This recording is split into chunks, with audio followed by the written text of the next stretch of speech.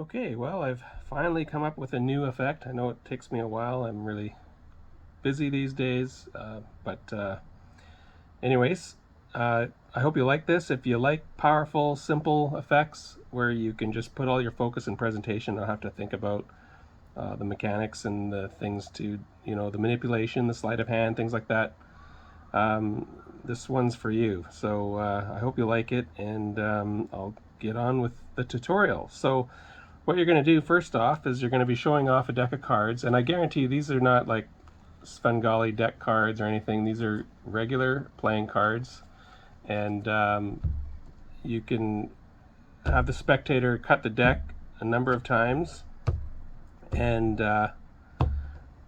with your back turned, actually, you can have them repeatedly cut the cards and stop wherever they want, and wherever they decide to stop, they can place the top card they arrive at, and they of course have to remember that. And you just instruct them to cut about a little over half the deck or 3/4 of the cards and just bury it anywhere in the lower mid or 3/4 section of the deck. Square it up, you turn back around, and you ask the spectator to then just lift off about a quarter of the deck, small packet, and you're going to use this random amount of cards to manually roll 4 dice. This will just eliminate any possibility of the dice being rigged at all, or loaded or whatever.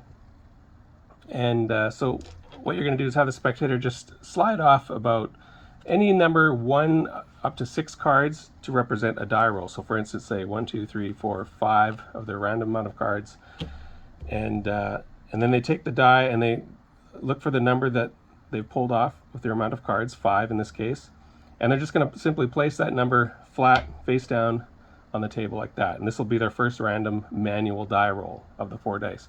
And then with the remaining cards that they've picked up, again, they can choose any amount, let's say 2, and they look for the 2 and they place the 2 face down on the table. Let's say 4 cards this time. Find a 4, place that face down, and with whatever's remaining for the 4th die, we got 4 more cards.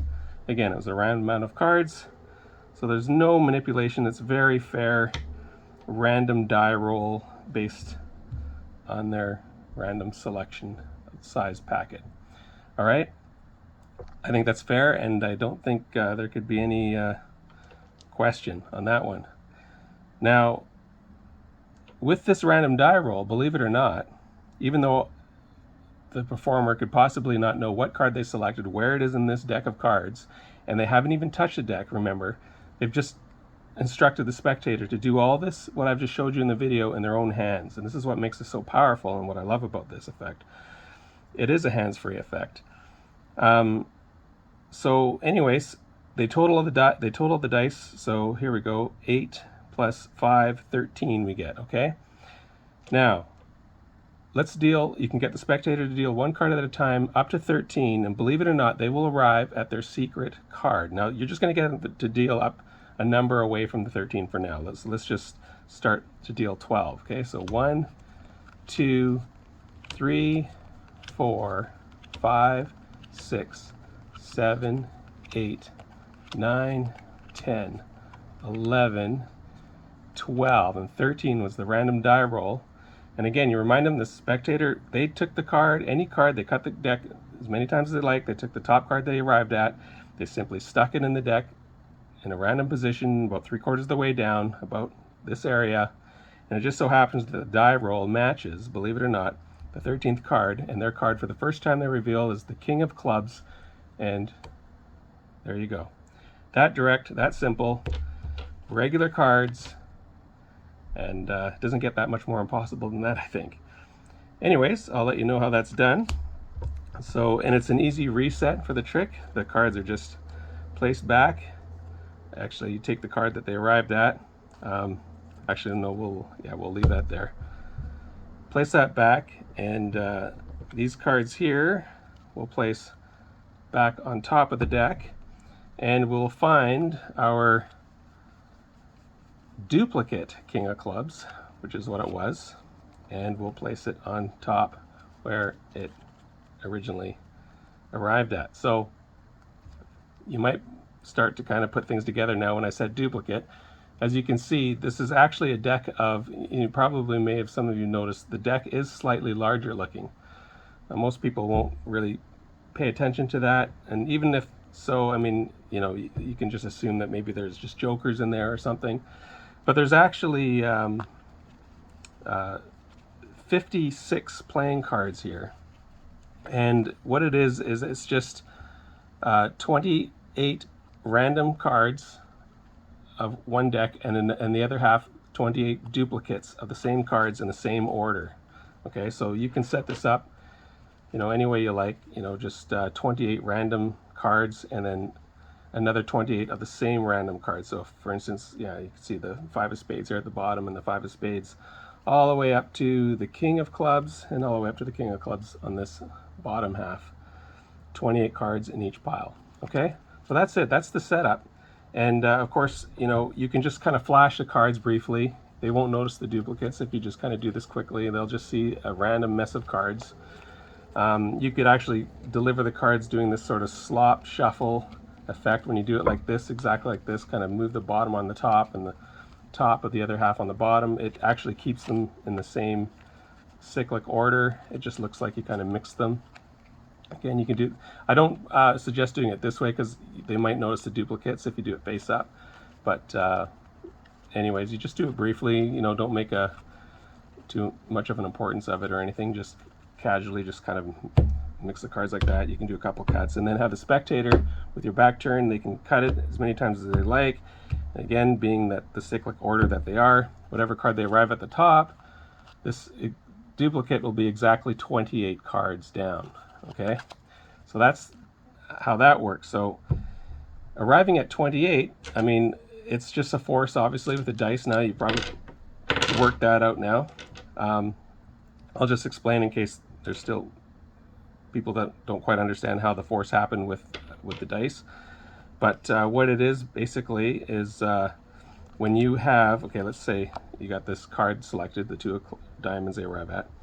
Now you get them to lift off about a little over half the cards, or about 3/4. Now what this does is when they bury it down 3/4 of the way, it hides this card from the first duplicate that they're going to arrive at. So they won't come, you know, they won't be seeing this card when they deal down. It's hidden away at the bottom past the card that they're going to be forced to arrive at, thinking that it was their original card, of course. This also places it in a spot that looks realistic to, you know, where they could possibly arrive at the 28 mark. Okay, so now the duplicate is hidden below the forced location, and to arrive at 28, it's simply, you know, it looked very clean. I'm sure you might agree that it looks very fair, that when you have the spectator just lift off about 1/4 of the deck. It's about just the right amount of cards. It doesn't matter how many, but 1/4 of the deck just gives, you know, a fair amount of cards where you can manually set up the numbers on 4 dice. Now, it just so happens that each die actually contains a force number of 7, and 7 times 4 dice equals 28, and that's the number you're forcing. And how this works is you're simply taking the random number of the small packet, and they seem to have, well, they do have free choice of any number 1 to 6. So let's say we pull off 3 cards, and they can, actually, I'll just note too, like the way I lifted it off, it might be a good idea to just suggest that the spectator hold the deck face up, pull off some cards, and then place them face down. Or you could do it the other way around. You could have them face down, pull them a number, and then place them face up. It just leaves them in the same order so you can reset the deck right away. But maybe it's easier just to have them face up and they can see the cards, and it's easier to count too. It might be, especially with these weird design backs like I've got here, it might be a little confusing to count the cards, sliding them off. So face up, 1, 2, 3, 4, 5, let's say. And then they just place them face down again, so they're set for a reset later. So we got 5 cards. Now you take the die and you simply place the 5 face down on the table, and that forces the 2. All right, so you'll see what I mean in a second. So we got, let's say 2 cards they decide. They take the 2 on the die, place it face down, the 2 on the table, forces the 5. And you notice that the opposing numbers on opposite sides of the dice equal 7. Every dice, every regular die out there, if you haven't heard this before, they equal 7 on opposite sides. So you're basically forcing 7 times 4, 28, because you've got the amount of cards already taken off on the one side face down on the dice, and the difference is going to show up on the top when you're done through the amount of cards. So you got 1, 2, 3, 4, 5, or I don't know, we could do 3 even maybe. Actually, we won't have enough left. If there's a discrepancy at the end, they have too many cards, and you've used all 4 dice, you can just readjust. Take some cards back, and maybe pull some more off, and then they can readjust that way. It won't be anything suspicious about that, because they lifted off any amount of cards, right? So it's not like you're manipulating them to just use a certain amount of cards and then adjust the dice. They've chosen their random amount, so it's still, it looks very fair. So let's take these 5 off and turn that face down, and we've got 1, 2, 3, 4, 5, 6 left, and we place that 6 face down. And now we have used up this amount of cards off the deck, which is the exact total of the bottom, of course, that we just set up. And the difference, when you add this total to the bottom total, will equal 28. But it seems very fair, like they've got this random number. They just assume they're just starting fresh with this new random number after these cards, just doing the manual die roll. And now you count this total, seeming like a fresh new total, which really is just the difference, and you're just counting all the way up to the 28th card, which will be the duplicate of whatever their top card was, which wasn't supposed to be this card, because that was my this is just my marker card to tell me where the frame and the camera is. But anyways, you get where I'm going with this. So I hope you like it, and I hope you enjoy this one and can use this effect. So thank you for watching, and please don't forget to like and subscribe if this is your first time. Talk to you later.